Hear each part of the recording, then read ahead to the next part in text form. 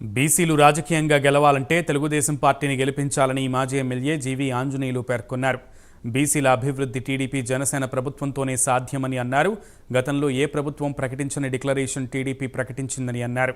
ఈ డిక్లరేషన్తో బీసీల తలరాత మారుతుందని తెలిపారు. మంగళగిరి జయహో బీసీ సభ పూర్తిగా విజయవంతమైందన్నారు.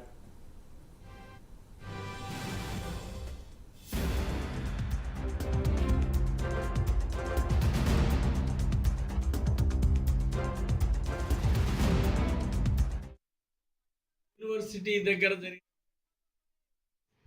జయహో బీసీ డిక్లరేషన్ సభ ఈరోజు దేశంలోనే ఒక సెన్సేషన్ సృష్టించింది. చంద్రబాబు నాయుడు గారు, పవన్ కళ్యాణ్, అచ్చెన్నాయుడు గారు పెద్దలందరూ పాల్గొన్నటువంటి ఈ గొప్ప సభ చరిత్రలో సువర్ణాక్షరాలతో లిఖింపబడింది.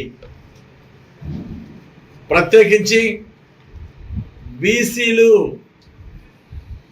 యాసించే స్థాయి కాదు వారిది, శాసించే స్థాయికి వాళ్ళని ఎదిగేట్టు చేయడమే తెలుగుదేశం పార్టీ జనసేనల లక్ష్యం. ఈరోజు బీసీలు గెలవాలంటే తెలుగుదేశం పార్టీని గెలిపించాలి. ఆనాడు అన్న ఎన్టీ రామారావు గారు బీసీలకు ఒక సమాజంలో గొప్ప గుర్తింపు, గౌరవాన్ని పెంచారు. రాజకీయాల్లో ప్రత్యేక రిజర్వేషన్లు కల్పించిన మహానుభావుడు అన్న ఎన్టీఆర్, తెలుగుదేశం పార్టీ.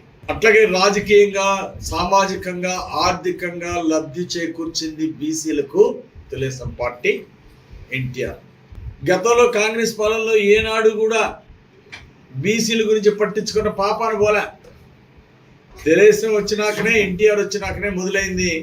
చంద్రబాబు గారు వచ్చినాక దాన్ని మరింత స్థాయికి పెంచారు. యూనివర్సిటీ దగ్గర జరిగినటువంటి జయహో బీసీ డిక్లరేషన్ సభ